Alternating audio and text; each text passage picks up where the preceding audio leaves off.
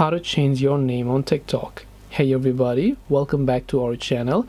In this video I'm going to guide you on how you can change your name on TikTok, so make sure to watch the video till the end.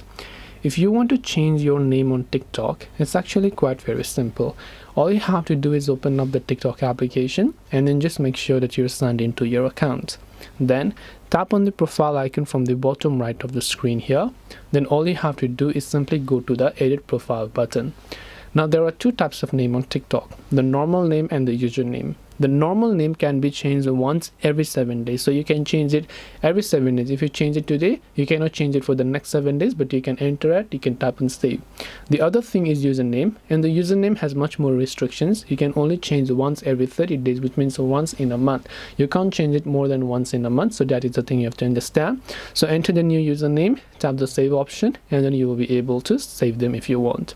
That's all it takes to go ahead and then basically change your name on TikTok. Hope this video was very helpful. If you have got any more questions, feel free to leave them down below. Thank you for watching till the very end, and see you soon in the next video.